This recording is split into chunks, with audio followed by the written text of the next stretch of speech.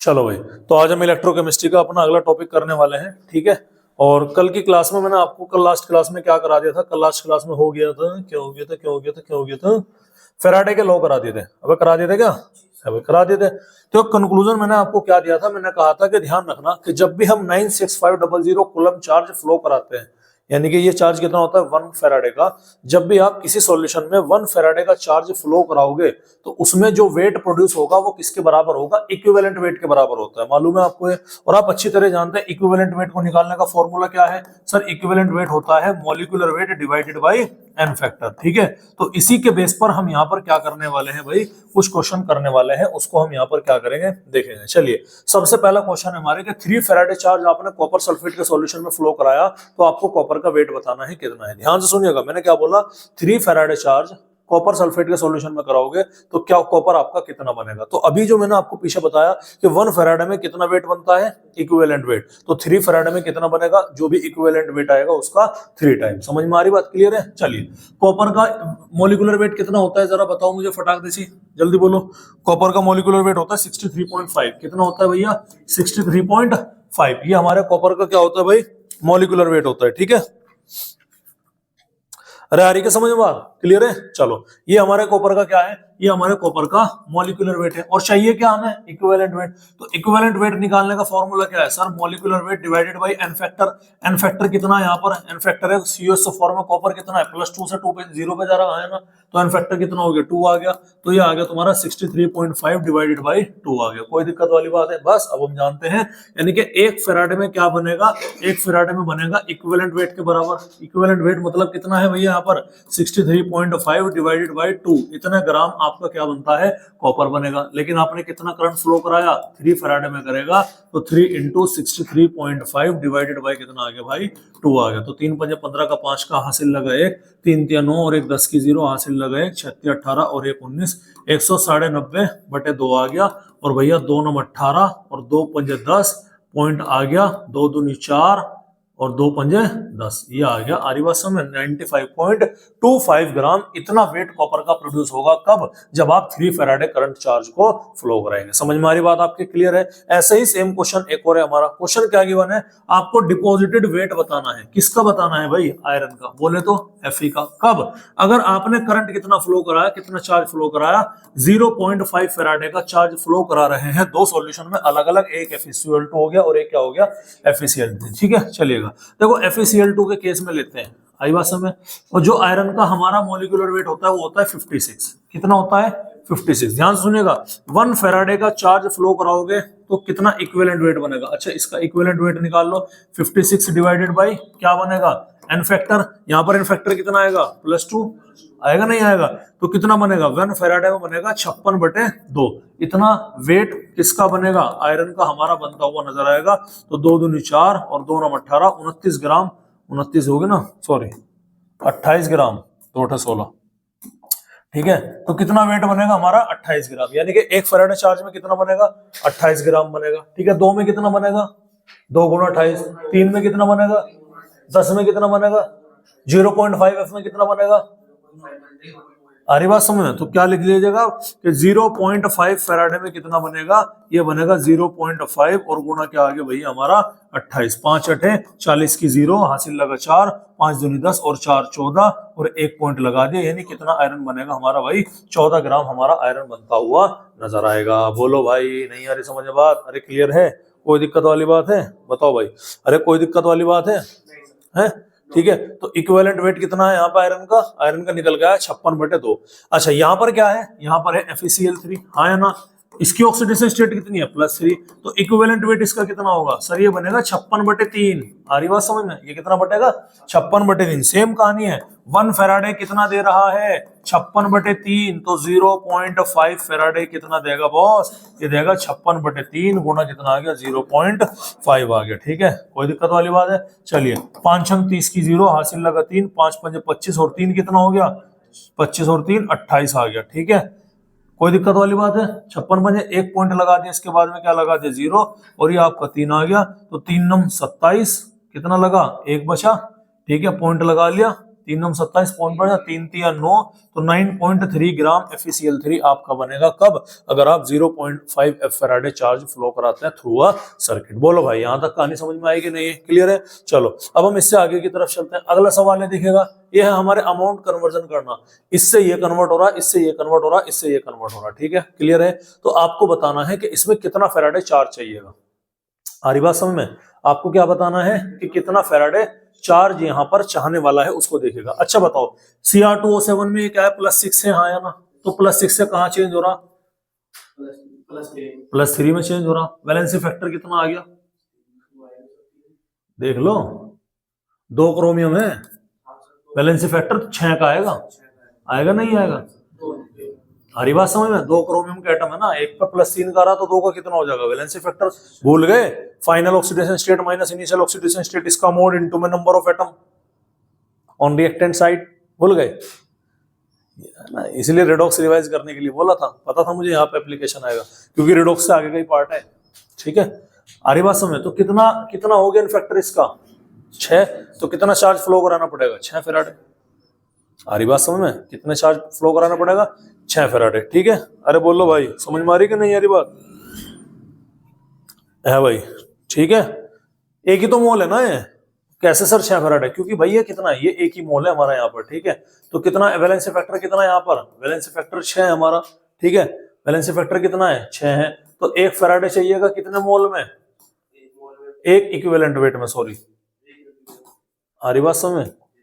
1 Faraday charge से कितना wait produce होगा हमारा? 1 इक्विवेलेंट वेट प्रोड्यूस होगा। समझ में आ रही बात आपको? क्लियर है? इक्विवेलेंट वेट कितना होता है? इक्विवेलेंट वेट होगा molecular weight by valency factor. ठीक है, मॉलिक्यूलर वेट अगर हमारा कांस्टेंट रहेगा बेसिकली, तो यहाँ पर क्या बन जाएगा हमारा? तो यहाँ पर हमारा भाई आप इसे देखिएगा कि हमारा कितना बन रहा है। ये हमारा 1 ही मोल प्रोड्यूस हो रहा कि नहीं हो रहा? 1 ही मोल प्रोड्यूस हो रहा। तो 1 मोल में एन फैक्टर कितना आ गया? एन फैक्टर 1 मोल में 6 का आ गया।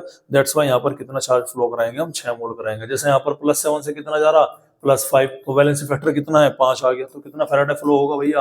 5 फैराडे। 1 ही मोल है ना। यहाँ पर ये कितना है? Al+3 से L, लेकिन ये कितना गिवन है तुम्हें? 18 ग्राम गिवन है। आ रही बात समझ में? तो इसके लिए नंबर ऑफ मोल्स कितना हो जाएंगे सर? इसके लिए नंबर ऑफ मोल्स हो जाएंगे, गिवन वेट कितना हो गया? 18 अपॉन मॉलिक्यूलर वेट कितना हो गया? 27। तो 9 6 18 नहीं 9 9 दूनी 18 और 9 27। कितने मोल है भैया? 2.3 मोल यहाँ पर मौजूद है। आ रही बात समझ में? अरे आ रही क्या समझ में? बात नहीं है भाई? कितने मोल मौजूद है यहाँ पर? 2.3 मोल। अब देखो, 1 मोल अगर आप यहाँ पर करेंगे, 1 मोल के लिए कितना करंट फ्लो कराना पड़ेगा हमें यहाँ पर बेसिकली है भाई? 1 मोल के लिए हमें कितना करंट फ्लो कराना पड़ेगा यहाँ पर? 3 फैराडे करंट फ्लो कराना पड़ेगा। अब ये कैसा है इसको समझिएगा। देखो, 1 फैराडे से कितना जा रहा हमारा? 1 फैराडे से जा रहा हमारा 1 इक्विवेलेंट वेट, मतलब इक्विवेलेंट वेट के बराबर। इक्विवेलेंट वेट कितना जाएगा? Molecular weight divided by N factor. आया ना? अरे आ रही बात समझ? एन फैक्टर को यहाँ ले जाऊं मैं, कितना एन फैक्टर? 3 फैराड। आ रही बात समझ? तो 1 मॉलिक्यूलर वेट जितना लेना है तो क्या देना पड़ेगा आपको? 3 फैराडे का चार्ज देना पड़ेगा। आ रही बात समझ में? तो 1 मोल में कितना मिलेगा हमें? 3 फैराडे। 1 मोल में कितना मिलेगा बेसिकली हमें? 3 फैराडे करंट का फ्लो पास कराना पड़ेगा। और 2/3 मोल में कितना करना पड़ेगा? 3 गुना 2/3, 3 से 3 गए इक्वल टू कितना हो गया? 2 फैराडे हमें यहाँ पर चार्ज को फ्लो कराना पड़ेगा। बोलो भाई समझ में आ रही कि नहीं आ रही बात? तो इस तरीके से आपको क्या कर लेना है, इस तरीके से आपको ये न्यूमेरिकल यहाँ पर सॉल्व कर लेना है। ठीक है, चलिए अगला क्वेश्चन है, calculate deposited weight of copper if 2 ampere current is passed from a copper sulphate solution for 30 minute. कल मैंने आपको एक फॉर्मूला बताया था, W इक्वल टू क्या था हमारा? ZIT। हरी बात समझ? और Z क्या बोला था? Z बोला था इक्विवेलेंट अपॉन 96500। अरे बोला था क्या? या फिर मॉलिक्यूलर वेट डिवाइडेड बाय क्या आ गया? एन फैक्टर इनटू में क्या आ गया हमारा? 96500। इस फॉर्मूले को अगर मैं यहाँ पर रखूं तो वेट का फॉर्मूला मेरा क्या बनेगा? मॉलिक्यूलर वेट इनटू में I इनटू में T divided by N factor into में क्या आ गया? 96500। अच्छा बताओ मॉलिक्यूलर वेट कितना है कॉपर का? अरे बोलो भाई, कॉपर का मॉलिक्यूलर वेट होता है 63.5। ठीक है ना? क्लियर है? आई करंट कितना पास कराया हमने? 2 एम्पियर का। कितने मिनट के लिए? 30 मिनट के लिए। कोई दिक्कत वाली बात है? अच्छा, वैलेंसी फैक्टर कितना है यहाँ पर? 2 का। और कितना आ गया हमारा? 96500। बोलो भाई यहाँ तक कहानी समझ में आई कि नहीं आई है भाई? कहानी समझ में आई नहीं है यहाँ तक के? हैं? आ गई? कोई दिक्कत वाली बात है? ठीक है, आगे क्या कर लीजिएगा, आगे से सॉल्व कर लो। जैसे भैया 1 पॉइंट से क्या गया? 1 0 गया। 2 से क्या गया? ये गया। अरे गया नहीं गया? तो क्या हो गया? 3 पंजे 15 का 5 का हासिल लगाए, 3 3 9 और 1 10 की 0 हासिल लगाए, 36 18 और 1 19 बटे कितना आ गया? 96,965 गुना 100 आ गया। अब इससे उसे कर दो 9 दूनी 18। अरे होगा नहीं होगा है भाई, 9 दूनी 18। अबे दूनी पे जाएगा नहीं जाएगा, 65 दूनी 130, नहीं 9 एकम 9 पे जाएगा, 18 55 का। ठीक है, 2 से वैल्यू थोड़ी सी कम आएगी इसकी, आ रही बात समय, क्योंकि 9 एकम 9 चलेगा। अब 9 दूनी 18 रखो, 65 दूनी 130 भी तो हो जाएगा, तो 18 और 130 1930 बैठ जाएगा, है हमारे पास कितना 1905 है। आ रही बात समय, तो ये कितना जाएगा, ये बढ़ेगा आपका 9 एकम 9। सबसे पहले हम काटेंगे 9 एकम 9, ठीक है 9 एकम 9 ये हमारा कट गया। अच्छा इसे हम थोड़ा सा देख लेते हैं, पहले 5 से काट लो इसे, थोड़ा और सिंप्लीफाई हो जाएगा हमारा। तो 5 एकम कितना हो गया भैया हमारा, 5 हो गया, बचे कितने यहाँ पर 4, 5 नम 45 और 5 सिया 15, और ये कितना आ गया हमारा 5 सिया 15 आ गया, बचे 4, 5 अट्ठे 40 और 5 एकम 5। आ रही बात समझ में, तो ये अब थोड़ा सा और इजी पड़ जाएगा हमें। आ रही बात समझ में, क्लियर है, ठीक है भैया।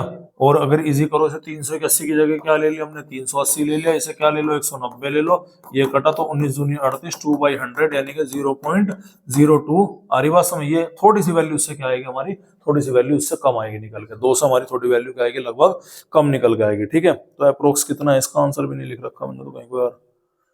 ठीक है, इसका आंसर हो गया 0.18 इसका एग्जैक्ट आंसर आ गया। क्या आ गया भाई 0.18 इसका एग्जैक्ट आंसर निकल के आ जाता है। तो ये इसका क्या हो गया, ये इसका वेट हो गया। ठीक है भाई, क्लियर है। चलो तो यहाँ पर थे हमारे, ये हमारा पोर्शन क्या हो गया, पूरा हो गया। लास्ट पोर्शन है कंडक्टेंस ऑफ इलेक्ट्रोलाइटिक सॉल्यूशन।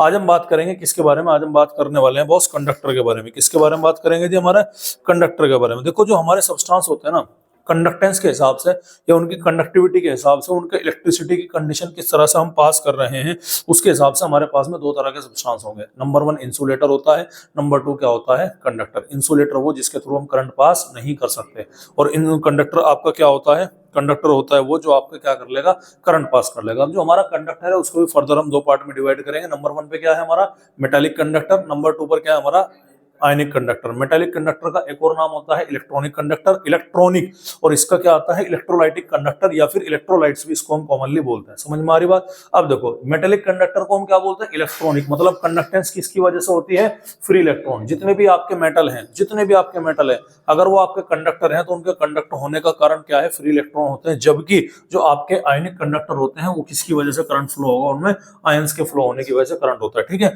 इसीलिए जो मेटालिक कंडक्टर होते हैं उनकी जो कंडक्टेंस होती है वो क्या होती है, वो काफी ज्यादा होती है। और आयनिक कंडक्टर की जो कंडक्टेंस होती है वो लो होती है, यानी कि मेटालिक के मुकाबले में क्या होती है, कम होती है। इतनी ज्यादा वहां पर देखने नहीं मिलेगी। ठीक है, अगर आप टेम्परेचर बढ़ाओगे तो रेजिस्टेंस क्या होगा, इंक्रीज होगा, और कंडक्टेंस क्या होगी, डिक्रीज होगी। किसकी बात कर रहा हूं मैं, मेटालिक कंडक्टर की। समझ में आ रही बात। मेटालिक कंडक्टर को जब आप हीट करोगे, गर्म करोगे, तो वो अपनी कंडक्टेंस को खोने लगता है, और अगर तुम ज्यादा हीट करोगे तो बिल्कुल ही क्या हो जाएगा, इंसुलेटर के तौर पर हमारा काम करता हुआ नजर आएगा। समझ में आ रही बात आपके। ठीक है, जबकि यहाँ पर ऐसा नहीं होता। यहाँ पर अगर आप टेम्परेचर बढ़ाओगे तो जो रेजिस्टेंस है उसमें कमी आएगी और कंडक्टेंस क्या होगा, इंक्रीज होगा, क्योंकि टेम्परेचर बढ़ाने पर जो आयंस का फ्लो है उनकी मोबिलिटी में क्या आता है बेटा, डिफरेंस आता है। ठीक है, आयनिक कंडक्टर में केमिकल रिएक्शन होती है तो यहाँ पर केमिकल चेंज दिखाई पड़ता है, जबकि मेटालिक कंडक्टर में कोई केमिकल चेंज आपको होता हुआ दिखाई नहीं पड़ता। जब लगभग आपके सभी मेटल्स, और ग्रेफाइट ये आपका मेटालिक कंडक्टर होता है। ग्रेफाइट एक नॉन मेटल है, but due to presence of a free electron it conduct electricity, ये ऑलरेडी मैं आपको बता चुका हूं। और जो आपका आयनिक कंडक्टर होता है उनमें एसिड हुआ, बेस हुआ, सॉल्ट्स हुआ, इनके जो एक्वस सॉल्यूशन है बेटा वो आपके आयनिक कंडक्टर के तौर पर क्या करते हैं, काम करेंगे। तो आयनिक कंडक्टर को हम क्या बोलते हैं, इलेक्ट्रोलाइट्स बोलते हैं, और हम इसी को यहाँ से डील करने वाले हैं। ये आप कहाँ पढ़ोगे, या आप फिजिक्स के अंदर ऑलरेडी पढ़ चुके होंगे। कंडक्टर पढ़ लिया अभी, एन टाइप का कंडक्टर, पी टाइप का, सेमीकंडक्टर वाला चैप्टर अभी मॉडर्न फिजिक्स में शुरू हुई तुम्हारी। चलो हो जाएगी तो देख लीजिएगा। ठीक है, उसके बाद में हम बात करते हैं इलेक्ट्रोलाइट्स। और हमारे कितने टाइप के हैं, 2 टाइप के। एक इलेक्ट्रोलाइट है हमारा स्ट्रॉन्ग और एक है हमारा वीक। स्ट्रॉन्ग का मतलब क्या है, जो कंप्लीटली आयोनाइज हो जाता है। वीक का मतलब है जो कंप्लीटली आयोनाइज नहीं होता। जो कंप्लीटली आयोनाइज हो जाएगा तो इलेक्ट्रिसिटी अच्छी खासी कंडक्ट कराएगा, जो कंप्लीटली आयोनाइज नहीं हो रहा तो इलेक्ट्रिसिटी इतनी खासी कंडक्ट नहीं कराएगा। देखिएगा स्ट्रॉन्ग इलेक्ट्रोलाइट में तुम कितना भी पानी डाल दो कोई फर्क नहीं पड़ने वाला, क्योंकि वो 100% आयनाइज हो गया। हाँ फर्क पड़ सकता है, आयंस की मोबिलिटी बढ़ सकती है, मूवमेंट बढ़ सकता है। ठीक है, लेकिन वीक इलेक्ट्रोलाइट में जैसे तुम पानी बढ़ाओगे तो उनका डिग्री ऑफ डिसोसिएशन इंक्रीज होगा। इक्विलिब्रियम में पढ़ा चुका हूं, पानी मिलाते डिग्री ऑफ डिसोसिएशन बढ़ेगा, अल्फा बढ़ेगा तो उनकी कंडक्टेंस बढ़ेगी। तो याद रखिएगा कि ऑन डाइल्यूजन जो आपके वीक इलेक्ट्रोलाइट है उनकी कंडक्टेंस भी क्या होती है भाई, इंक्रीज हो जाती है। याद रखिएगा। ठीक है, एग्जांपल है स्ट्रॉन्ग एसिड और स्ट्रॉन्ग बेस किसके अंदर आ गए, स्ट्रॉन्ग इलेक्ट्रोलाइट के अंदर, और वीक एसिड और वीक बेस किसके अंदर आ गए भैया, हमारे वीक इलेक्ट्रोलाइट के अंदर आ गए। ये आपको क्या रखना है भैया, ये आपको यहाँ पर ध्यान रखना है। बोलो भाई, यहाँ तक बात समझ में आई कि नहीं आई? चलिए अब हम थोड़ा सा न्यूमेरिकल पोर्शन की तरफ चलते हैं। तो अब जो हमारा टॉपिक है वो है हमारा इलेक्ट्रिकल कंडक्टेंस। क्या है भैया? Electrical conductance of electrolytic solution, of electrolytic solution. ठीक है, देखिएगा, ध्यान दीजिएगा। चलो तो मैं बोर्ड के दो पार्ट कर लेता हूं। क्यों कर लेता हूं? अभी धीरे धीरे आपको समझ में आ जाएगा। देखो, एक टर्म आपने पढ़ी होगी रेजिस्टेंस, पढ़ी क्या आपने? हाँ भाई, करंट इलेक्ट्रिसिटी हो गया। एक टर्म आपने पढ़ी होगी रेजिस्टेंस। रेजिस्टेंस का मतलब क्या है? Opposite of flow of electrons. लेकिन हम कौन सा पढ़ रहे हैं यहाँ पर? इलेक्ट्रोलाइटिक सॉल्यूशन पढ़ रहे हैं। तो करंट के फ्लो को रोकना इज नोन एज रेजिस्टेंस। और अगर मैं इसका उल्टा बोल दूं तो रेजिस्टेंस का उल्टा क्या हो जाएगा? रेजिस्टेंस का उल्टा हो जाएगा कंडक्टेंस। क्या हो जाएगा भैया? कंडक्टेंस। इसको किससे डिनोट करूंगा मैं? जी से। तो ये क्या होगा? ये होगा 1/r। बोले तो रेसिप्रोकल ऑफ रेजिस्टेंस बोलेगा। ठीक है, रेजिस्टेंस का मतलब क्या है? Opposite of flow of current. Current जो फ्लो कर रहा है उसका अपोज किया जा रहा है, तो ये क्या है? आपका रेजिस्टेंस है। और इसका रेसिप्रोकल क्या हो गया? आपका कंडक्टेंस हो गया। ध्यान सुनिएगा, रेजिस्टेंस की जो यूनिट होती है वो होती है ओम। अरे होती है कि नहीं होती है? तो अगर मैं इसके यूनिट निकाल लूं तो क्या बनेगी? ये 1/ओम। हाँ ना? तो 1/ओम को क्या मैं ओम इनवर्स नहीं लिख सकता क्या? ठीक है। अच्छा, ओम इनवर्स को कोई लोग क्या लिखते हैं? इनवर्स उल्टा। तो ओम को उल्टा लिख दिया, क्या बन गया? मोह बन गया। समझ में आ रही बात? और इसी का एक और नाम है जिसका नाम क्या होता है? जिसका नाम होता है साइमंस। समझ में आ रही बात? तो ये दोनों के दोनों यूनिट आपको क्या रखनी है भैया? यहाँ पर ध्यान रखनी है। बोलो भाई, इतनी कहानी समझ में आई कि नहीं आई? तो रेजिस्टेंस का मतलब समझ में आया? बोलो भाई, कंडक्टेंस का मतलब समझ में आया? क्लियर है? चलिएगा, पहला पार्ट हमारा यहाँ पर क्या होता है? पहला पार्ट हमारा यहाँ पर पूरा होता है। अब हम बात करते हैं सेकंड पार्ट में। सिंस हम जानते हैं कि R is equal to rho L by A, होता है कि नहीं होता है? अरे बताओ भाई। ठीक है, अगर मैं यहाँ से रो का फॉर्मूला निकालू तो वो क्या आएगा? R into A by L आएगा। अच्छा, इसे भी छोड़ दो, चलो कोई बात नहीं।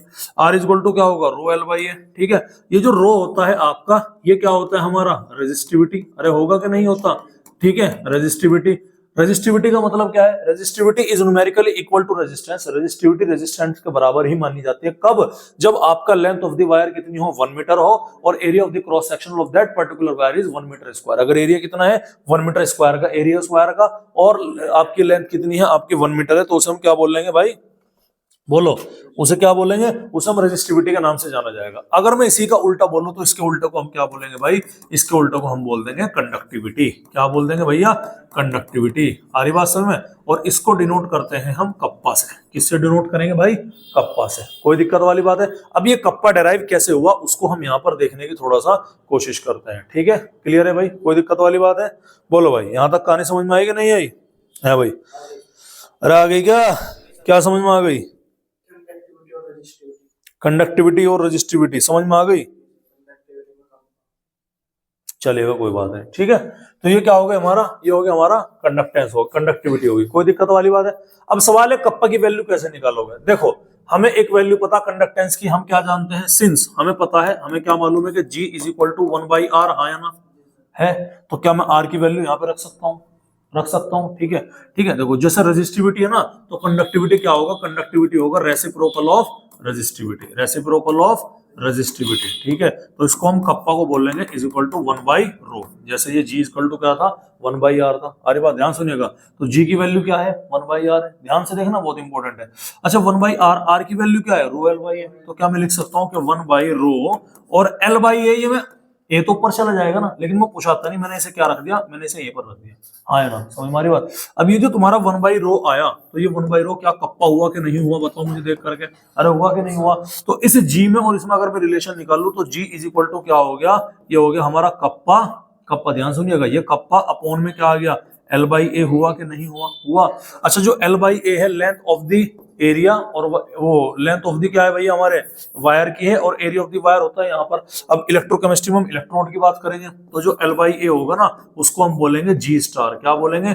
G स्टार, जिसको बोला जाता है सेल कांस्टेंट से, और कहीं कहीं पर इसको X से भी लिखा गया है। ठीक है, तो इस L बाई ए की जगह क्या लिख सकता हूँ? मैं G स्टार लिख सकता हूँ। तो G इज इक्वल टू क्या हो गया? कि कप्पा अपॉन में क्या आ गया भैया? G स्टार आ गया, और कप्पा इज इक्वल टू क्या आ गया? G into G star. बोलो भाई, समझ में आ रही कि नहीं आ रही बात? तो यही चीज क्या मैं यहाँ पर नहीं लिख सकता क्या sir, kappa is equal to क्या हो गया, कप्पा इज इक्वल टू हो गया कंडक्टेंस इनटू में क्या हो गया भैया आपका सेल कांस्टेंट। ये आपने क्या रखना है भाई, आपने यहाँ पर याद रखना है, ठीक है। कप्पा को हम क्या बोलेंगे, कप्पा को बोला जाएगा कंडक्टिविटी, और इसका एक और नाम होता है जिसको हम क्या बोलते हैं, जिसको बोलते हैं स्पेसिफिक कंडक्टेंस के नाम से जाना जाएगा। और इसको हम क्या बोलते हैं भैया, इसको हम कंडक्टिविटी के नाम से जानते हैं। बोलो भाई, यहां तक कहानी समझ में आई कि नहीं आई? अरे क्लियर है, ध्यान से देखिएगा, बहुत इंपॉर्टेंट है, कोई दिक्कत वाली बात है? अच्छा ध्यान से देखिएगा। चलो अभी मैंने क्या पढ़ा यहाँ पर, अभी मैंने बॉस यहाँ पर L बाई ए पढ़ा नहीं पढ़ा? अच्छा लेंथ की यूनिट कितनी लेनी पड़ेगी हमें यहाँ पर, सेंटीमीटर। अब इलेक्ट्रोड की मीटर में थोड़ा ही होगी, सेंटीमीटर। एरिया कितना होगा हमारा, सेंटीमीटर स्क्वायर, सेंटीमीटर स्क्वायर होगा नहीं होगा, ठीक है। तो जब मैं सेंटीमीटर से सेंटीमीटर स्क्वायर को क्या करूंगा, कट करूंगा, तो यहाँ पर सेंटीमीटर इनवर्स बचेगा कि नहीं बचेगा, हाँ है ना। अभी ध्यान से देखना, बहुत सारी चीजें हैं, ठीक है, क्लियर है। चलिए, तो ये किसकी यूनिट है, L बाई ए किसके बराबर होता है, ये होता है जी स्टार के बराबर। तो जी स्टार की यूनिट क्या हो गई, इस जी स्टार की यूनिट हो गई सेंटीमीटर इनवर्स, ठीक है। इस जी की यूनिट क्या हो गई, साइमंस। तो कप्पा की यूनिट क्या हो गई, कप्पा की यूनिट हो गई सीमंस सेंटीमीटर इनवर्स। ये आपने क्या रखना है भैया, ये आपने याद रखना है। ये इसकी भी यूनिट हमारी निकल करके आ गई। कंडक्टेंस की यूनिट अभी निकाला ना हमने, सीमंस जी की यूनिट, तो जी की यूनिट हमारी सीमंस आ गई, जी स्टार की यूनिट सीमंस इनवर्स आ गई, तो कप्पा की यूनिट क्या होगी, सीमंस सेंटीमीटर इनवर्स आ गई। समझ में आ रही बात आपकी, क्लियर है। अब ये चीज है, कप्पा की बात समझ में नहीं आती कि कप्पा का मतलब क्या है, तो मैं आपको बताता हूं कि कप्पा, जैसे मैंने बोला कि resistivity is numerically equal to resistance when length of the wire is 1 metre and area of the wire is 1 metre square. ऐसे ही मैंने बोला कि kappa is numerically equal to किसके है भैया, कंडक्टेंस के।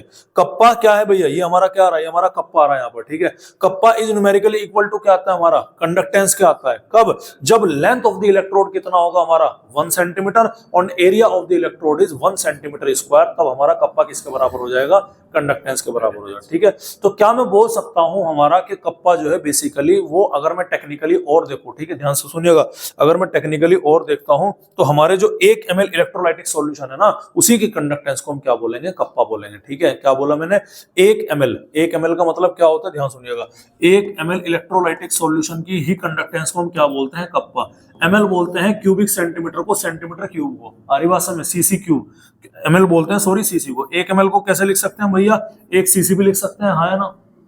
1 ml को क्या लिख सकते हैं, 1 सीसी, या फिर इसको 1 सेंटीमीटर क्यूब के नाम से भी लिखा जा सकता है। 1 सेंटीमीटर क्यूब का मतलब कि सेंटीमीटर इंटू सेंटीमीटर स्क्वायर आया होगा कहीं ना कहीं। सेंटीमीटर इसकी लेंथ को रिप्रेजेंट कर रहा है और स्क्वायर किसको रिप्रेजेंट कर रहा है, एरिया को, ठीक है। और वॉल्यूम होता है, वॉल्यूम क्या होता है हमारा सर, वॉल्यूम होता है हमारा लेंथ इंटू एरिया, और लेंथ कितना है ये कितना है, ये तो 1 सेंटीमीटर, यानी कि 1 सेंटीमीटर क्यूब की जो कंडक्टेंस है उसको हम क्या बोलेंगे भाई, कप्पा के नाम से जाना जाएगा। ध्यान से सुनिएगा। तो मैंने क्या बोला, मैंने ये बोला कि 1 ml इलेक्ट्रोलाइटिक सॉल्यूशन की कंडक्टेंस को मैंने क्या बोला, कप्पा बोला, हाँ है ना।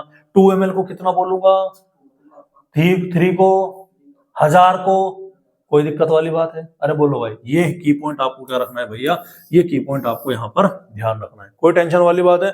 अरे कोई दिक्कत वाली बात है? चलिए अब हम यहाँ पर बात करेंगे भैया मोलर कंडक्टेंस के बारे में। किसके बारे में बात करेंगे बच्चों, हम यहाँ पर मोलर कंडक्टेंस के बारे में। मोलर कंडक्टेंस का मतलब क्या है, 1 मोल इलेक्ट्रोलाइटिक सॉल्यूशन की कंडक्टेंस को क्या बोलेंगे हम, मोलर कंडक्टेंस बोलेंगे। इसका मतलब क्या है भैया, इसका मतलब है कि 1 मोल इलेक्ट्रोलाइट, अभी ये तो हो रहा नहीं हो रहा, ठीक है, 1 मोल इलेक्ट्रोलाइट। अच्छा हम जानते हैं मोलैरिटी इज इक्वल टू क्या है, number of moles of solute divided by volume of solution in litre, हाँ है ना। अरे होगा, अगर मैं यहाँ से वॉल्यूम इन लीटर निकालने लगूं तो क्या बनेगा, number of moles of solute divided by molarity, हाँ है ना, ठीक है। अच्छा अगर मैं वॉल्यूम लीटर की जगह क्या ले लूं, वॉल्यूम लीटर की जगह ml में ले लूं, तो ये क्या बनेगा, volume in ml is equal to number of moles of solute into में 1000 डिवाइडेड बाय m बनेगा कि नहीं बनेगा, हाँ है ना। अच्छा यहाँ पर मोल कितने गिवन है, 1 मोल है। अगर मैं ये वैल्यू यहाँ पर पुट कर दूं तो v ऑफ ml इज इक्वल टू क्या 1000 बाई m बनेगा कि नहीं बनेगा, बताओ जरा देख करके, बनेगा नहीं बनेगा। अब ध्यान सुनिएगा, 1 ml इलेक्ट्रोलाइटिक कंडक्टेंस की, 1 ml इलेक्ट्रोलाइटिक सॉल्यूशन की कंडक्टेंस कितनी, कप्पा, 2 की कितनी, 3 की, 4 की, V की कितनी होगी भैया, V ml इलेक्ट्रोलाइटिक सॉल्यूशन की, V कप्पा, ठीक है, V कप्पा, और V का मान कितना है भैया, 1000 बटे m आ गया। अरे आ गया कि नहीं आ गया, तो इसको हम डिनोट करेंगे कैप m से। ये क्या है, हमारी मोलर कंडक्टेंस है। तो ये हमने क्या बोला, molar conductance is equal to क्या हो गया भैया, कप्पा इंटू 1000 अपॉन m आ गया। समझ में आ रही कि नहीं आ रही बात। इसी के साथ साथ हम एक और निकाल सकते हैं इक्विवेलेंट कंडक्टेंस। तो ये कैप EQ निकाला जा सकता है किसमें भैया, कप्पा इंटू 1000, यहाँ पर क्या आ गया, यहाँ पर n आ गया, ये हमारा नॉर्मेलिटी निकल के आ जाएगा बस, और कोई डिफरेंस यहाँ पर आपको देखने नहीं मिलेगा। समझ में आ रही बात आपको। आपको? अरे क्लियर है। तो ये कैप एम और कैप EQ कैसे निकल के आया, आपकी समझ में आया? चलेगा। अब इस कैप एम की अगर मैं यूनिट निकालने की कोशिश करूं तो कप्पा की यूनिट क्या है? सीमेंस सेंटीमीटर इनवर्स, हाँ या ना? ठीक है, 1000 तो कांस्टेंट है। मोलरिटी की यूनिट क्या होती है? मोल पर लीटर। अब मोल पर लीटर होगी तो अगर मैं यहाँ पर नीचे मोल लिखूंगा तो ऊपर लीटर जाएगा, हाँ है ना? तो क्या मैं उसे मोल इनवर्स और लीटर, जैसे सीमेंस सेंटीमीटर मोल इनवर्स और लीटर नहीं लिख सकता क्या? बताओ भैया, लिख सकता हूँ। या फिर मैं बोल सकता हूँ कि cap M is equal to siemens centimetre, ठीक है, सॉरी ये लीटर में नहीं आने का, ये एमएल में आ गया। एमएल में आ गया ना वॉल्यूम हमारा, यहाँ पर वॉल्यूम हमारा किस में है? एमएल में है। तो किस में आ गया? ये एमएल में आ गया, ठीक है। तो क्या हो गया भाई हमारा, ये लीटर की जगह क्या आ गया? एमएल आ गया। हाँ भाई ध्यान से देखना, लीटर की जगह क्या आ गया हमारा? लीटर की जगह एमएल आ गया, आ गया।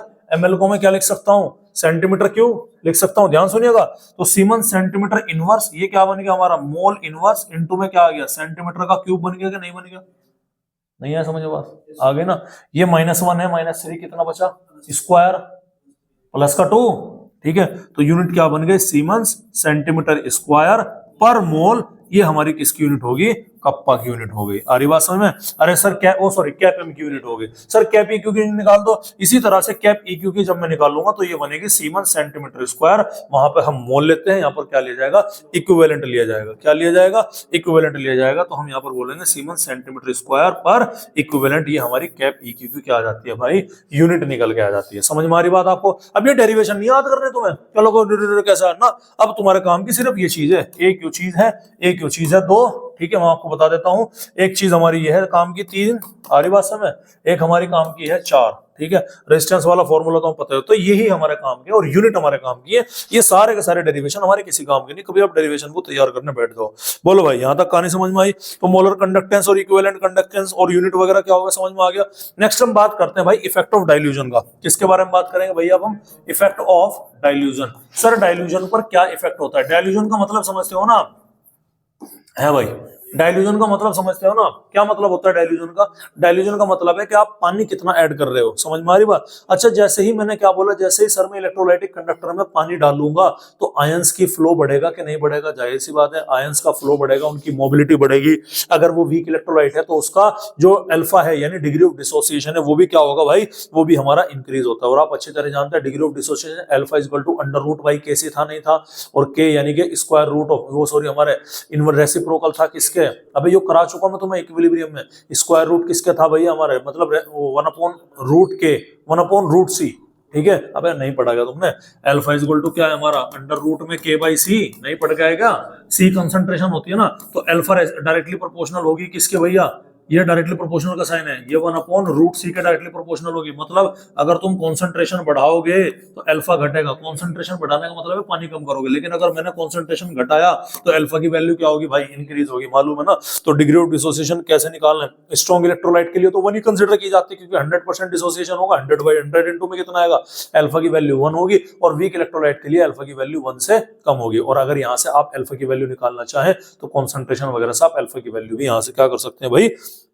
निकाल सकते हैं। समझ में आ रही बात? तो बेसिकली क्या है, जब आप डाइल्यूशन करते हो तो सॉल्यूशन का जो कंसंट्रेशन है वो क्या होगी?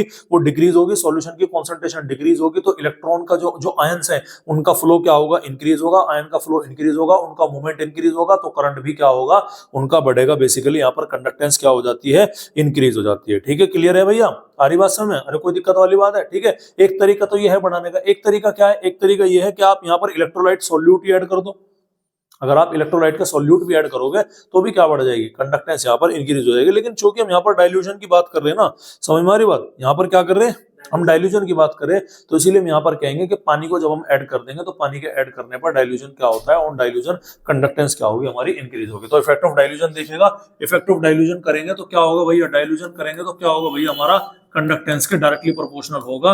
ये हमारा क्या काम करेगा? बढ़ेगा। यानी कि डाइल्यूशन करेंगे, वाटर का लेवल बढ़ाएंगे। यानी कि अगर हम वाटर बढ़ाएंगे, डाइल्यूशन करेंगे ना, तो कॉन्सेंट्रेशन क्या होगी? डिक्रीज होगी। कॉन्सेंट्रेशन डिक्रीज होगी तो मोबिलिटी ऑफ आयन क्या होगी हमारी? वो भैया डिक्रीज इंक्रीज होगी। और आपकी कंडक्टेंस भी क्या होगी? कंडक्टेंस बेटा हमारी यहाँ पर इंक्रीज होती हुई नजर आएगी। समझ में आ रही कि नहीं आ रही बात आपको? तो ये आपको क्या ध्यान रखना है? ये आपको ध्यान रखना। उसके अलावा मैंने आपको बता दिया कि अगर आपका स्ट्रॉन्ग इलेक्ट्रोलाइट है, स्ट्रॉन्ग इलेक्ट्रोलाइट क्या है भैया? स्ट्रॉन्ग इलेक्ट्रोलाइट इलेक्ट्रोलाइट है तो डिसोसिएशन कैसा होगा आपका 100% होगा, तो अल्फा की वैल्यू यहाँ पर क्या रहेगी 1 रहेगी। नो इंपैक्ट एट ऑल, यानी कि डाइल्यूजन का अल्फा पर कोई फर्क नहीं पड़ने का। ध्यान सुनिएगा, डाइल्यूजन, मेरी इंपॉर्टेंट बात बता रहा हूं मैं कि डाइल्यूजन अगर आप करोगे, क्या करोगे, डाइल्यूजन अगर आप करोगे तो कंडक्टेंस की वैल्यू क्या होगी, इंक्रीज होगी, चाहे वो आपका स्ट्रॉन्ग हो चाहे वो आपका क्या हो, वीक हो। लेकिन डाइल्यूजन करने पर अगर आपका क्या है, स्ट्रॉन्ग इलेक्ट्रोलाइट है, तो अल्फा पर क्या होगा, no impact, degree of dissociation पर कोई फर्क पड़ने वाला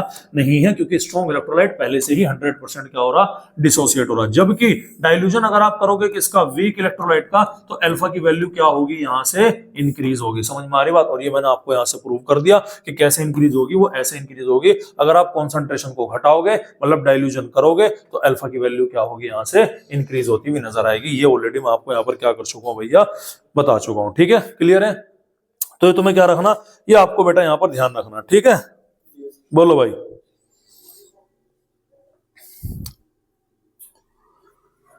हाँ भाई, यहां तक कहानी समझ में आई कि नहीं आई?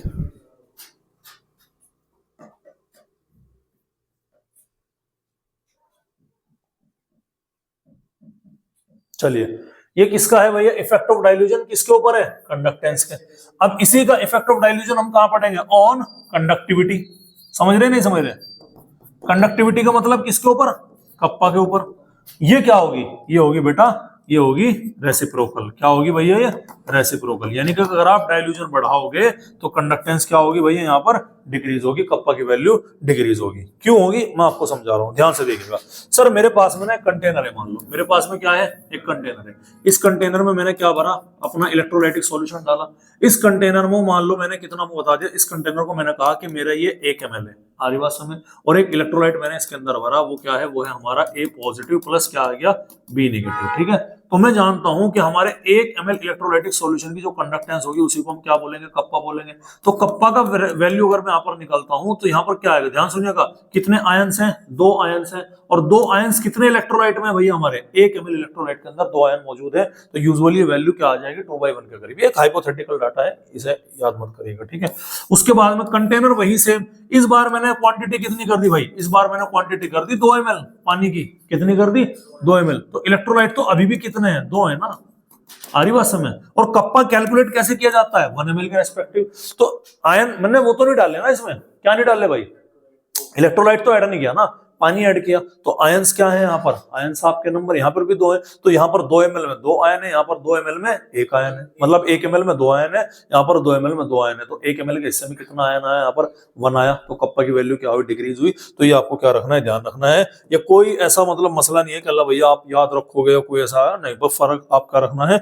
आप डायरेक्ट यहाँ पर सीधा सीधा आपको क्या रखना है, ध्यान रखना है। ठीक है, तो कंक्लूजन देखिएगा क्या है, कंक्लूजन के बारे में हम बात करते हैं। कंक्लूजन ये है कि आपने क्या किया, अगर आप डाइल्यूट कर रहे हैं, क्या कर रहे हैं, अगर आप डाइल्यूजन कर रहे हैं तो कंडक्टेंस क्या होगी, कंडक्टेंस आपकी बढ़ेगी। क्या होगी भैया, कंडक्टेंस बढ़ेगी। कंडक्टिविटी क्या होगी, कंडक्टिविटी बेटा आपका डिक्रीज होगी। क्या होगी, कंडक्टिविटी डिक्रीज। कंडक्टिविटी बोले तो कप्पा और कंडक्टेंस बोले तो जी। समझ में आ रही बात? सर अगर आप डाइल्यूजन करोगे तो कंडक्टेंस क्या होगी, बढ़ेगी, कप्पा की वैल्यू क्या होगी, यहाँ पर डिक्रीज होगी। ठीक है, डाइल्यूजन बढ़ाने पर जो कैप एम की वैल्यू है और कैप EQ की वैल्यू है वो भी क्या होती है भाई, वो भी हमारी इंक्रीज होती हुई नजर आएगी। और डाइल्यूजन बढ़ाने पर अल्फा की वैल्यू वो भी क्या होगी, इंक्रीज होगी। लेकिन जस्ट फॉर किसके लिए भाई, वीक इलेक्ट्रोलाइट के लिए। याद रखिएगा, वीक स्ट्रॉन्ग इलेक्ट्रोलाइट का अल्फा पर कोई इंपैक्ट देखने नहीं पड़ेगा। ये भी आपको क्या रखना है, ध्यान रखना है। और यहां से स्ट्रॉन्ग इलेक्ट्रोलाइट के लिए निकाल सकते हैं अल्फा इक्वल टू K/C, और K होता है इक्विलिब्रियम कांस्टेंट। और इसके ऊपर कई सारे न्यूमेरिकल ऑलरेडी मैं आपको करा चुका हूं प्रीवियस के लेक्चर्स के अंदर। समझ में आ रही बात? अरे बोलो भाई, समझ में आई कि नहीं है बात?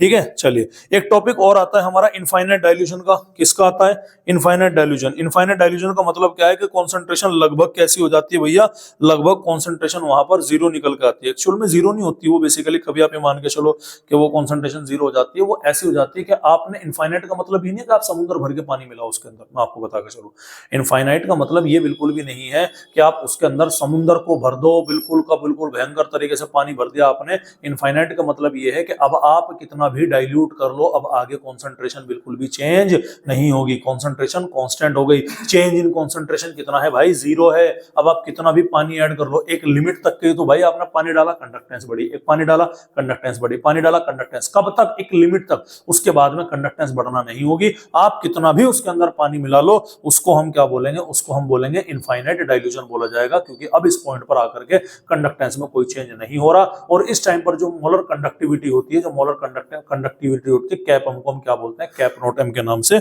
जाना जाएगा। ठीक है, क्लियर है भैया, आ रही बात समझ में? चलिए, तो अगला हम क्या पढ़ने वाले हैं, अगला हम पढ़ने वाले हैं boss infinite dilution. Infinite dilution का मतलब समझिएगा क्या है। इनफाइनाइट डाइल्यूशन का मतलब ये है कि आपने क्या किया, अच्छा एग्जांपल से समझिएगा। देखो ये मैंने लिया V ml में मिला रहा, ये मेरे आ गया कैप एम की वैल्यू, मोलर कंडक्टेंस आ गई। ठीक है, मैंने पानी रखा 1 ml, कितना रखा 1 ml, मोलर कंडक्टेंस की वैल्यू है 0.2। मैंने पानी रखा 2 ml, मोलर कंडक्टेंस की वैल्यू है 0.22। मैंने पानी रखा 3 ml, मोलर कंडक्टेंस की वैल्यू है 0.25। मैंने पानी रखा 4 ml, मोलर कंडक्टेंस की वैल्यू है 0.40। मैंने पानी रखा 5 ml, मोलर कंडक्टेंस की वैल्यू कितनी है 0.60। मैंने पानी रखा 7 ml, मोलर कंडक्टेंस की वैल्यू कितनी है 0.60। मैंने पानी रखा 10 ml, इसकी कॉन्सेंट्रेशन कितनी है 0.60। मैंने रखा 100 ml, कितनी है इसकी 0.60। मतलब समझ में आया? तो भैया कौन सा ऐसा टेम्परेचर, कौन सा ऐसा था, ये वाला पॉइंट। इस पॉइंट के बाद में आपने कितना भी पानी ऐड कर लो, मोलर कंडक्टेंस पर कोई फर्क पड़ने वाला नहीं है। तो ये वाला पॉइंट क्या कहलाया जाएगा, ये वाले पॉइंट को हम बोलेंगे इनफाइनाइट डाइल्यूशन। क्या बोलेंगे भैया, इनफाइनाइट डाइल्यूशन, जहां पर चेंज इन कॉन्सेंट्रेशन कितना होगा भाई, चेंज इन कॉन्सेंट्रेशन यहाँ पर 0 निकल करके आएगा। और उस कंडीशन में जो कैप एम होगा ना, इनफाइनाइट डाइल्यूशन पर जो हमारा कैप एम होगा, उसको हम कैप नॉट एम के नाम से रिप्रेजेंट करेंगे, या फिर कैप नॉट EQ के नाम से रिप्रेजेंट करेंगे। बस इतना ही चेंज आएगा, बाकी इसको भी उसी तरह 1000/m से निकाला जाएगा, उसको भी उसी से निकाला जाएगा। इसमें कोई डिफरेंस यहाँ पर आपको देखने नहीं मिलेगी। बोलो भाई, समझ में आ रही कि नहीं आ रही बात? यानी कि बेसिकली हम बोल सकते हैं कि हमारा ये क्या है, ये हमारा सैचुरेशन पॉइंट है। क्या है भैया हमारा, ये हमारा सैचुरेशन पॉइंट निकल के आता है, याद रखिएगा। ठीक है, कोई दिक्कत वाली बात यहां तक है भाई, कोई दिक्कत वाली बात है?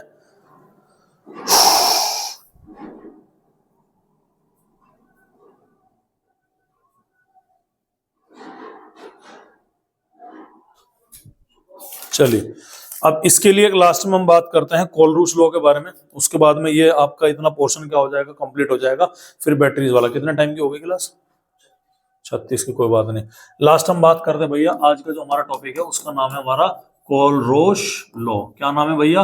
कोलरोश लॉ। सबसे पहली बात, किसके लिए वैलिड है ये वैलिड फॉर वीक इलेक्ट्रोलाइट। किसके लिए होता है? Valid for weak electrolyte. ऐसा नहीं है कि स्ट्रॉन्ग के लिए नहीं, स्ट्रॉन्ग के लिए अल्फा की वैल्यू 100% आती है ना, तो हम बेसिकली वीक के लिए हम बात करते हैं। ये किसी भी इलेक्ट्रोलाइट के लिए कैलकुलेट किया जा सकता है।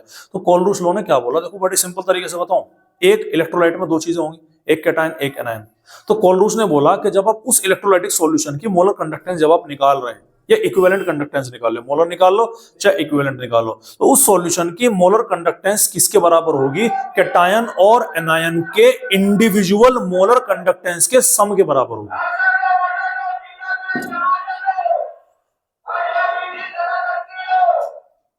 गाजर लो, मूली लो, शिमला मिर्च लो, है आ रही बात समझ में? तो अकॉर्डिंग टू कोलरोश लॉ क्या है कि limited molar conductance for any electrolyte, चाहे वो आपका स्ट्रॉन्ग हो चाहे वो आपका वीक हो, is the summation of individual contribution of cation and anion of that particular electrolyte. यानी अगर आप किसी की भी मोलर कंडक्टेंस निकाल रहे हैं इनफाइनाइट डाइल्यूशन पर, कैप नॉट एम की वैल्यू निकाल रहे हैं, तो कैटायन और एनायन की जो इंडिविजुअल होगी आप उसके समेशन के बराबर होगा। ठीक है, कैसे होगा देखिएगा कि ये आपका कैप नॉट मान लो HCl है, आपका एक सॉल्यूशन क्या है, इलेक्ट्रोलाइटिक सॉल्यूशन HCl है, तो आप क्या निकालो, कैप नॉट H पॉजिटिव का अलग निकालोगे और कैप नॉट Cl नेगेटिव का अलग निकालोगे। मैंने बोला कि कैप नॉट मेरा क्या हो गया, NaOH हो गया, तो मैंने क्या बोला, कैप नॉट Na पॉजिटिव का अलग निकालोगे प्लस कैप नॉट आपका OH नेगेटिव का अलग निकालोगे। मैंने आपको बोला कैप नॉट CH3COH का निकालो, देखो ये स्ट्रॉन्ग एसिड है, स्ट्रॉन्ग बेस है, ये वीक एसिड ले लिया मैंने, तो क्या होगा, कैप नॉट CH3COO नेगेटिव का अलग निकालोगे, कैप नॉट H पॉजिटिव का क्या निकालोगे भाई, अलग निकालोगे। या आपने क्या रखना है भाई, आपने याद रखना है। बोलो भाई, यहां तक कहानी समझ में आई कि नहीं आई? अरे क्लियर है? चलो एक क्वेश्चन करा दो तुम्हें इसके ऊपर भी, भाई करा दो एक क्वेश्चन इसके ऊपर, कैसा क्वेश्चन आता है, फिर हमारा ये वाला पोर्शन क्या हो गया, पूरा हो गया। चलिए एक क्वेश्चन है, क्वेश्चन क्या है हमारा, क्वेश्चन है कि cap not M4 3 solution given है, नंबर 1 NaCl, नंबर 2 क्या है हमारा HCl, नंबर 3 पर है सोडियम एसीटेट। सोडियम एसीटेट होता है CH3COONa, इनके लिए कैप नोट एम की वैल्यू गिवन है, कितना है 126.4, ठीक है, comma 425.9, comma 91 siemens centimetre square पर मोल रेस्पेक्टिवली, ठीक है। Calculate cap note M4 CS3 COOH, आई बात समझ में। अभी निकालना, अब देखो क्वेश्चन देखो ध्यान से, देखा तुम्हें क्या गिवन है क्वेश्चन में। तुम्हें एक तो NaCl गिवन है, अरे हाँ है ना, एक क्या गिवन है HCl गिवन है, और एक क्या गिवन है CS3 COONA, ये गिवन है। और पूछा क्या है तुम्हारा, पूछा गया है CS3 COOH पूछा गया, समझ में आ रही बात, ठीक है। अब मुझे बताइएगा क्या ये तुम्हें इन तीनों में दिखाई पड़ रहा, नहीं तो इसका मतलब इन तीनों से हमने क्या बनाया होगा, इसे बनाया होगा, ध्यान सुनिएगा। तो इन तीनों से हमने तो CS3 COO नेगेटिव कहां से आया होगा, अरे बॉस ये तो हमारा यहां से आया होगा, हाँ है ना, ठीक है। और ये हाइड्रोजन कहां से आया होगा, ये हाइड्रोजन यहां से आया होगा नहीं आया होगा। इसका मतलब इसको और इसको हमने क्या किया होगा, ऐड किया होगा। लेकिन सर ये क्या करेंगे, देखो अगर हमने इसे ऐड किया तो ये भी प्लस, ये भी प्लस, ये भी प्लस, ये भी प्लस, हाँ है ना। लेकिन अगर मैं इसे माइनस कर दूं तो ये भी माइनस, ये भी माइनस, इस माइनस के Cl से प्लस का Cl खत्म, इस प्लस माइनस के Na से प्लस का Na खत्म, दोनों को क्या कर दिया हमने, ऐड कर दिया, समझ में आ रही बात। तो इसी के अकॉर्डिंग हमने क्या करी, वैल्यू सेट करी। चलिए हम करते हैं इसे कि सर हमने बोला कैप नोट NaCl की वैल्यू कितनी आ गई, ये वैल्यू आती है cap note Na positive plus में क्या आ गया, कैप नोट हमारा Cl नेगेटिव, कोई दिक्कत वाली बात है, कोई टेंशन है। दूसरा आ गया सर कैप नोट हमारा जो HCl है वो किसके बराबर आ गया, कैप नोट H पॉजिटिव, और प्लस में क्या आ गया हमारा कैप नोट Cl नेगेटिव, कोई दिक्कत वाली बात है। सर कैप नोट हमारा CS3 COONA जो होता है हमारा वो किसके बराबर आ गया, वो आ गया हमारा cap note CS3 COO negative, और प्लस में क्या आ गया कैप नोट H पॉजिटिव। ये इक्वेशन नंबर 1, ये इक्वेशन नंबर 2, ये इक्वेशन नंबर 3। मैंने बोला ना कि अगर मैं सेकंड और 3 को इन दोनों को जोड़ देता हूं, 2 + 3 को जोड़ देता हूं और इसमें से 1 माइनस कर देता हूं, तब मेरा रिजल्ट क्या बनता है, देखिएगा। देखो 2 + 3 को अगर मैं जोड़ूंगा, 2 + 3 को ऊपर को करूंगा तो दोनों को दोनों माइनस होंगे, नहीं होंगे, अरे पूरी पूरी माइनस के होगा। तो अब मैं क्या करूंगा, देखो करके दिखाऊं स्टेप या डायरेक्ट कर दूं, करा चुका हालांकि मैं इस तरह का स्टेप ऐड करके घटाने वाला, दिखाऊं करके, डायरेक्ट कर दूं। देखो ये तो ऐड कर दिया, तो सारा डाटा ये भी प्लस प्लस प्लस में है। अगर मैं इसे -1 करूंगा तो पूरा का पूरा माइनस में जाएगा कि नहीं जाएगा, बताओ भैया। माइनस में जाने का, माइनस का Na माइनस का Cl, तो माइनस के Na से क्या कटेगा हमारा, आ गया बे, सॉरी H पॉजिटिव नहीं आना, ये प्लस का Na आएगा, ठीक है। माइनस के Na से क्या घटा हमारा, प्लस का Na, माइनस के Cl से क्या घटा, प्लस का Cl। इन दोनों को जब मैं ऐड करूंगा तो इन दोनों को ऐड करने पर cap note CS3 COO negative, और प्लस में क्या आएगा कैप नोट H पॉजिटिव, और ये किसके बराबर आएगा, कैप नोट CS3 COOH के बराबर आएगा, हाँ है ना, ठीक है। अब इसका वैल्यू निकालनी, तुम्हें क्या बनी, देखो तुमने 2 और 3 को ऐड किया, किसे ऐड किया, यानी HCl को और CS3 CONA को ऐड किया। तो HCl वाला डाटा पहला, दूसरा, तीसरा, ये नंबर 1 है, ये नंबर 2 है, ये नंबर 3 है, ये डाटा आ गया नंबर 1, नंबर 2, नंबर 3। तो HCl वाले का डाटा कितना है, 425.9 आया ना, अरे बोलो भाई 425.9 आया। सेकंड में थर्ड ऐड किया, मतलब कितना आ गया 91, माइनस किया क्या आपने फर्स्ट वाला, मतलब कितना आ गया NaCl का, माइनस का 126.4, और ये वैल्यू हमारी निकल के आ जाएगी 390.5 सीमेन सेंटीमीटर स्क्वायर मोल इनवर्स निकल के आ जाएगी। तो ये आपने क्या रखनी है भैया, ये आपने ध्यान रखनी है। इसी के साथ हमारी इलेक्ट्रोकेमिस्ट्री का ये वाला पोर्शन क्या होता है भाई, पूरा होता है। अब एक लास्ट पोर्शन बचता है, और वो बचता है बेटा बैटरीज वाला। क्या बचता है भाई, बैटरीज वाला। तो इस पोर्शन के लिए हम एक और क्लास लेंगे, वो या तो हमारी आज ही हो जाएगी या फिर क्या हो जाएगी हमारी कल होगी, समझ में आ रही बात। और इसी के साथ बेटा हमारे आज के मुख्य समाचार क्या हुए, समाप्त हुए। नमस्कार।